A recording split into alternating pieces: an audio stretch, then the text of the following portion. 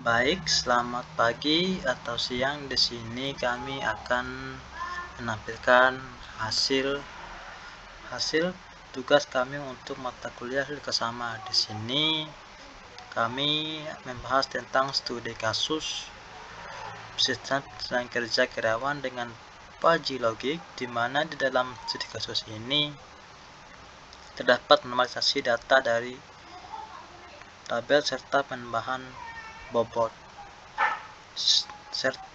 Data kami peroleh dari jurnal artikel yang kami sertakan linknya di deskripsi. Langsung saja ke yang pertama. Nah, di tabel pertama ini yaitu ada nomor, nama, kerja, keterampilan, kehadiran.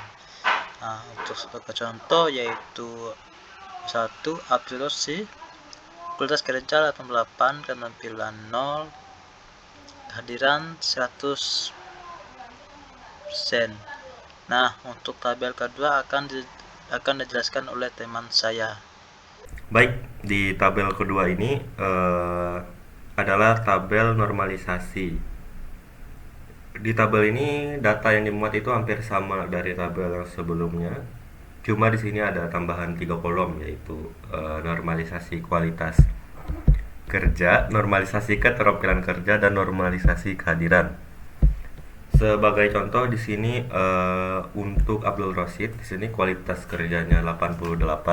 Setelah dinormalisasikan kualitas kerja dan setelah dinormalisasikan menjadi 0,91 dan seterusnya. Normalisasi ini itu dilakukan untuk merubah nilai ke dalam rentang yang sama. Biasanya itu antara 0 hingga 1, sehingga perbandingan antara kategorinya menjadi lebih adil.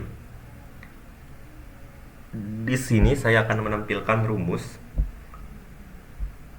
untuk menormalisasikan kualitas kerja. Di sini saya akan menormalisasikan untuk Elik Yuli Arianto. Di sini rumusnya saya akan memasukkan rumusnya terlebih dahulu. Oh, bukan ini. Ini.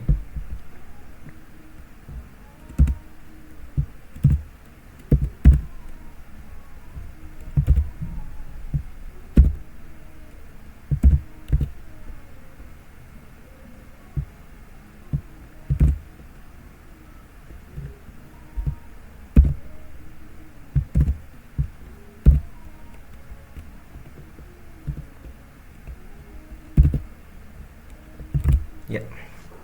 Untuk rumusnya itu di mana di depan ini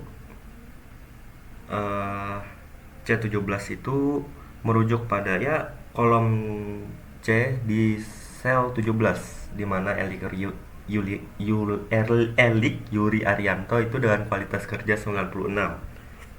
Kemudian di sini max itu yaitu fungsi yang akan mencari nilai maksimum dari rentang sel C2 hingga C21. Di sini simbol atau seperti huruf S ini itu berarti referensi absolut, sehingga ketika kita menyalin rumus ini ke baris-baris yang lain, rentang referensinya itu akan tetap pada C2 hingga C31, itu tidak berubah. Kemudian ketika kita klik enter, maka normalisasinya yaitu adalah 1.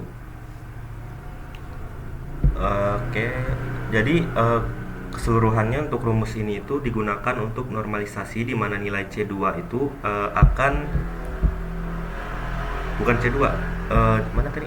Nah, di mana nilai C17 itu akan dibagi dengan nilai terbesar dari rentang C2 hingga 31 itu tadi, untuk mendapatkan skala nilai antara 0 hingga 1. Ini itu adalah proses normalisasi relatif terhadap nilai maksimum.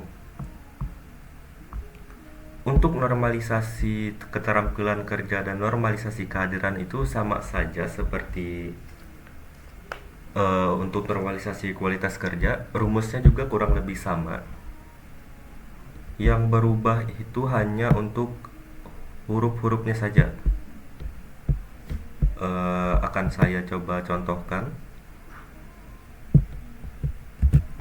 Di sini untuk normalisasi keterampilan kerja untuk Cahyo Susilo Halim. Jadi di sini rumusnya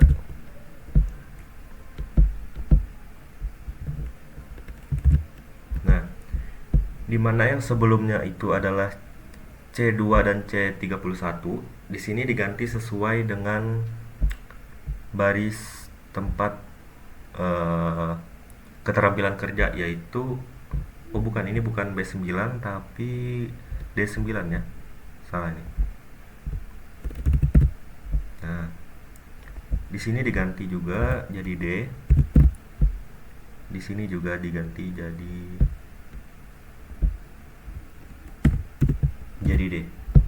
Nah, penjelasannya juga sama seperti rumus normalisasi kualitas kerja, di mana D9 itu letak nilai dari keterampilan kerja khususnya untuk Cahyo Susilo Halim.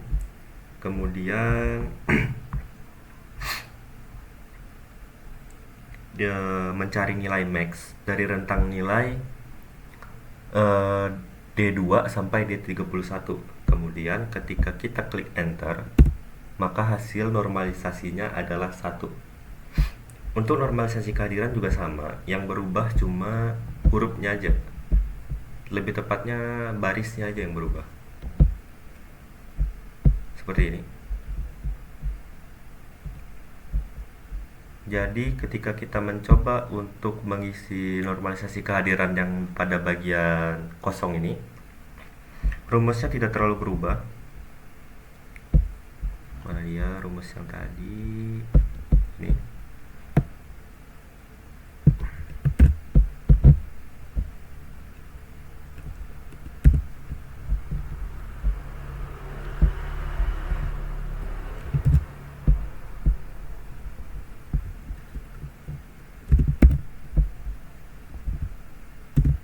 Nah, dia tetap sama, cuma berubah di untuk pada bagian barisnya saja.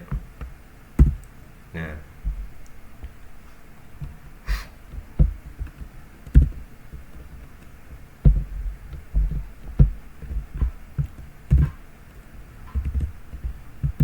oh, maaf ada kesalahan bentar.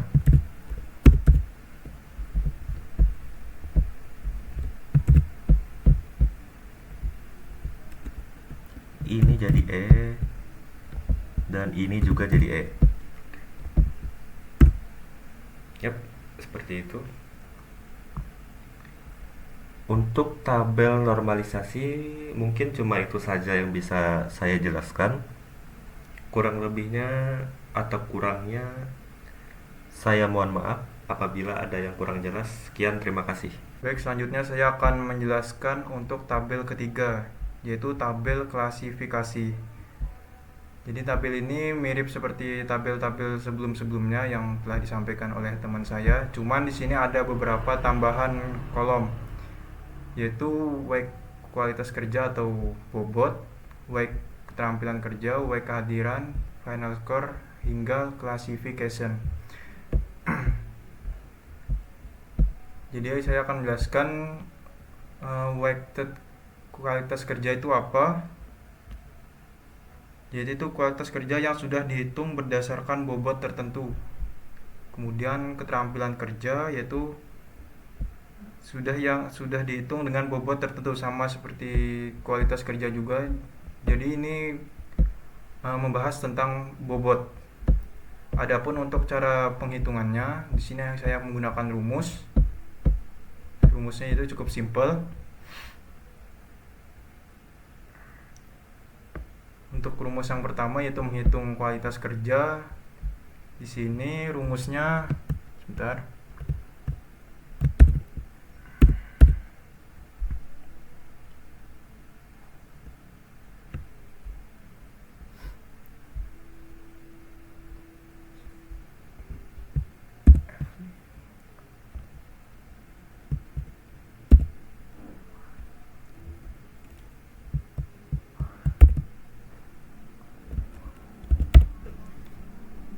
Jadi rumusnya seperti ini.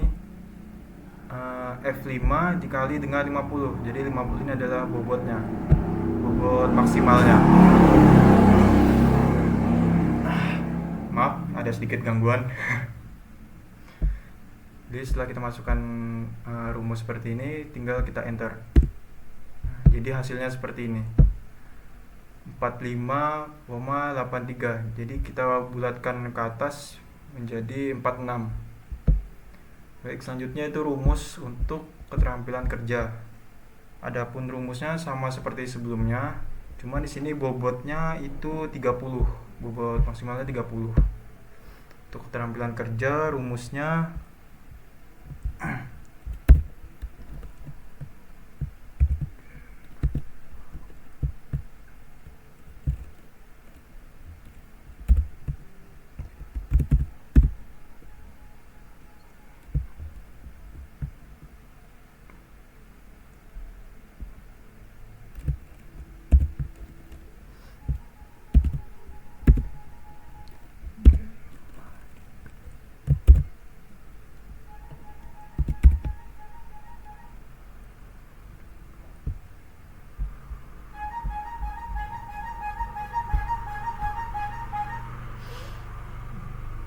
maaf ada gangguan, soalnya saya lagi record di luar.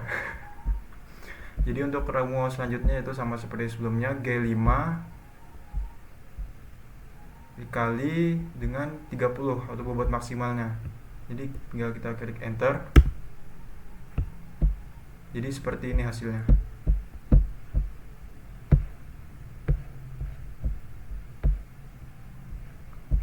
Untuk selanjutnya yaitu bobot kehadiran. Sama juga untuk rumusnya, cuman ini bobot maksimalnya 20.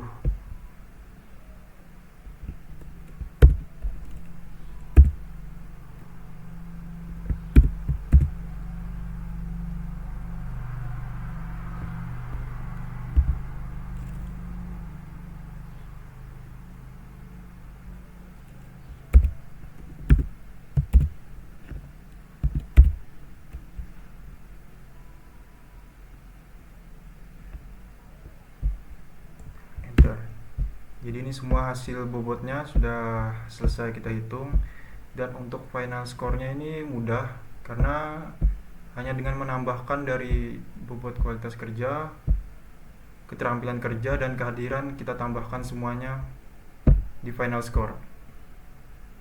Maaf untuk sebelumnya karena ada kesalahan rumus, jadi saya ulang untuk rumus di final score. Jadi untuk final score ini adalah hasil dari kualitas kerja, keterampilan kerja, dan kehadiran. Semua kita tambahkan menjadi satu. Untuk rumus mudahnya seperti ini.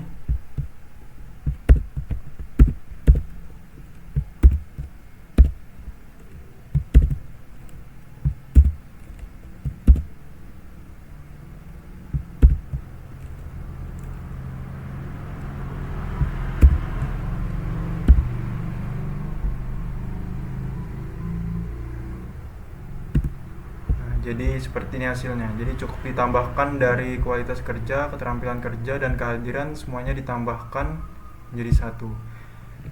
Jadi di sini saya akan ngasih tutorial untuk menghitung classification menggunakan rumus. Jadi di sini rumusnya cukup panjang. Nah, bisa dilihat, jadi ini rumusnya sangat baik, sedang, dan buruk. Jadi untuk mendapatkan hasil classification-nya harus kita sesuaikan dengan baris kolomnya. Ini kita ganti L3 karena ini baris ketiga.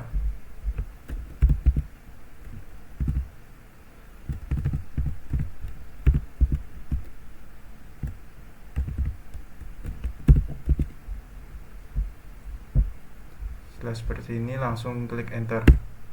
Nah, jadi hasilnya baik.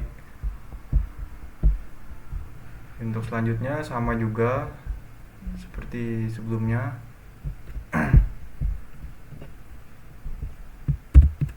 Jadi cukup diganti untuk barisannya. Sini baris keempat.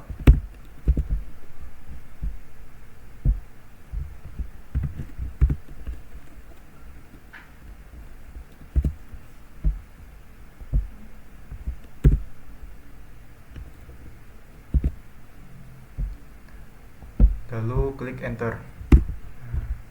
Kita akan mendapatkan hasil classification sedang. Dan untuk terakhir yaitu kita menghitung baris kelima. Rumusnya sama juga, cukup diganti barisannya saja.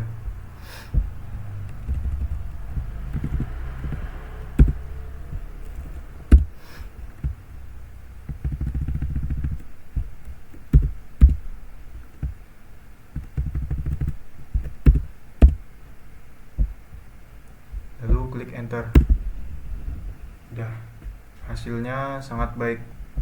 Jadi seperti itu saja untuk tutor perhitungan di classification. Terima kasih.